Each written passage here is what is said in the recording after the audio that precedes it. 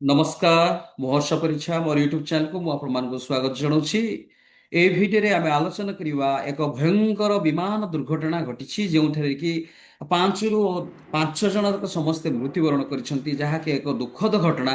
ତାରି ତମାମ ବିବରଣୀ ଉପରେ ଆମେ ଆଲୋଚନା କରିବା, କିନ୍ତୁ ତା ପୂର୍ବରୁ ମୁଁ ଆପଣମାନଙ୍କୁ ଅନୁରୋଧ କରିବି ଭିଡିଓଟି ପ୍ରଥମରୁ ଶେଷ ପର୍ଯ୍ୟନ୍ତ ଦେଖିବେ ଏବଂ ଲାଇକ୍ ସେୟାର ସବସ୍କ୍ରାଇବ କରିବାକୁ ଜମା ଭୁଲିବେ ନାହିଁ।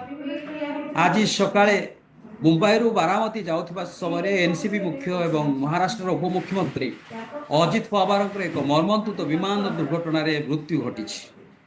ପାଇଲଟ ଏବଂ ପାୱାରଙ୍କର ସୁରକ୍ଷାକର୍ମୀ ସମେତ ସେଠାରେ ଯେଉଁ ପାଞ୍ଚ ଜଣ ଯାଉଥିଲେ, ପାଞ୍ଚ ଜଣଙ୍କ ସମସ୍ତେ ମୃତ୍ୟୁବରଣ କରିଛନ୍ତି। ଏହି ବିମାନଟି ସକାଳ 8ଟା ସମୟରେ ମୁମ୍ବାଇରୁ ଉଡ଼ାଣ ଭରିଥିଲା। ଏହି ଛୋଟ ବିମାନଟି 45 ମିନିଟ୍ ପରେ ଅବତରଣ ପ୍ରୟାସ ସମୟରେ ବାରାମତୀ ବିମାନ ବନ୍ଦର ନିକଟରେ ଦୁର୍ଘଟଣାଗ୍ରସ୍ତ ହୋଇଥିଲା। ରିପୋର୍ଟ ଅନୁଯାୟୀ ଯାହା ସୂଚନା ଅଛି, ବର୍ତ୍ତମାନର ସଦ୍ୟତମ 30 ମିନିଟ୍ ପୂର୍ବର ସୂଚନା ଅନୁସାରେ ସ୍ଥାନୀୟ ସଂସ୍ଥା ନିର୍ବାଚନ ପୂର୍ବରୁ ପାୱାର ଚାରୋଟି ଗୁରୁତ୍ୱପୂର୍ଣ୍ଣ ସାଧାରଣ ବୈଠକରେ ବା ନିର୍ବାଚନୀ ସଭାରେ ଉଦ୍ବୋଧନ ଦେବା ପାଇଁ ଯାଉଥିଲେ। ତ ୟାରି ପରିପ୍ରେକ୍ଷୀରେ ଏହି ଦୁର୍ଘଟଣାଟି ଘଟିଛି, ଯାହାକି ଅତି ଦୁଃଖଦ ବିଷୟ ଏବଂ ସ୍ପର୍ଶକାତର ହୃଦୟ ବିଦାରକ ଘଟଣା।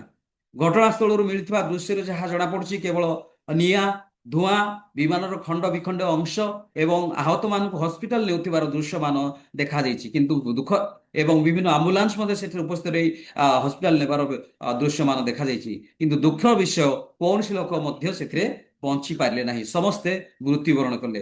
ଆମ୍ବୁଲାନ୍ସ ସେଇ ଯୋଉ ବିମାନରେ 5 ଜଣ ଯାକ ଯାଉଥିଲେ, এই 5 ଜଣ ସମସ୍ତେ ମୃତ୍ୟୁବରଣ କରିଛନ୍ତି। ତ ୟାରି ପରିପ୍ରେକ୍ଷୀରେ ଯାହା କୁହାଯାଉଛି, ବେସାମରିକ ଚଳାଚଳ ନିର୍ଦ୍ଦେଶାଳୟ କହିଛି ଯେ ଦୁର୍ଘଟଣାରେ ସମସ୍ତ ଯାତ୍ରୀ ମୃତ୍ୟୁବରଣ କରିଛନ୍ତି। ତ ୟାରି ପରିପ୍ରେକ୍ଷୀରେ 66 ବର୍ଷୀୟ ବ୍ୟକ୍ତି, ଯିଏକି ପ୍ରବୀଣ ରାଜନେତା ଏବଂ ଏନସିପି ପ୍ରତିଷ୍ଠାତା ଶରଦ ବାବାଙ୍କର ଭଣଜା ଏବଂ ଲୋକସଭା ସାଂସଦ ସୁପ୍ରିମୋ ସୁଲେଙ୍କ ସମ୍ପର୍କୀୟ ଭାଇ ଥିଲେ। ଏହି ପରିପ୍ରେକ୍ଷୀରେ ପାର୍ଲାମେଣ୍ଟର ବଜେଟ୍ ଅଧିବେଶନ ପାଇଁ ଦିଲ୍ଲୀରେ ଥିବା ଶରଦ ପାୱାର ଏବଂ ସୁଲେ ଖୁବ୍ ଶୀଘ୍ର ପୁନେ ଯିବେ ଏବଂ ସେ ବାରାମତୀରେ ଯେଉଁ ଜାଗାରେ ଦୁର୍ଘଟଣା ହେଇଛି ସେହି ଦୁର୍ଘଟଣା ଜାଗାକୁ ସେମାନେ ପହଞ୍ଚିବେ। ତ ଯାହା ଆମେ ଜାଣିଛେ ଯେ 2023 ମସିହାରେ ଅଜିତ ପାୱାର ଏନସିପିରେ ବିଦ୍ରୋହ ସୃଷ୍ଟି କରିଥିଲେ, ଯାହାରି ଫଳରେ ଏନସିପି ଦୁଇ ଭାଗରେ ବିଭକ୍ତ ହୋଇଥିଲା। ଗୋଟିଏ ଗୋଷ୍ଠୀରେ ଥିଲେ ଏନସିପିର ମୁଖ୍ୟ ଯିଏକି ଶରଦ ପାୱାର, ତାଙ୍କ ମାମୁଁ, ଏବଂ ଅନ୍ୟ ଗୋଷ୍ଠୀରେ ଥିଲେ ଅଜିତ ପାୱାର। ତ ୟାରି ପରିପ୍ରେକ୍ଷୀରେ ସେ କ'ଣ କରିଥିଲେ ନା, ପରବର୍ତ୍ତୀ ସମୟରେ ଏନଡିଏ ସହିତ ମିଶିଥିଲେ ଏବଂ ଏନଡିଏ ସରକାର ସହିତ ମିଶି ସେ ବର୍ତ୍ତମାନ ଉପମୁଖ୍ୟମନ୍ତ୍ରୀ ଥିଲେ। ସେ ପରେ ଏହି ସମସ୍ତ ଘଟଣା ପରେ ବର୍ତ୍ତମାନ ପୁଣି ସେ ବିଚାର ବିମର୍ଶ କରୁଥିଲେ ଯେ ପୁଣି ତାଙ୍କର ମାମୁଁ ପାଖକୁ ଫେରିଯିବେ। ତ ୟାରି ପରିପ୍ରେକ୍ଷୀରେ ଆଜି ଏଇ ଯେଉଁ ବିମାନ ଦୁର୍ଘଟଣା ହେଲା, କ୍ଷମା କରିବେ, ବିମାନ ଦୁର୍ଘଟଣା ହେଲା, এই ବିମାନ ଦୁର୍ଘଟଣା ହିଁ ତାର ମୋଡ଼ ପରିବର୍ତ୍ତନ କରିଦେଇଛି।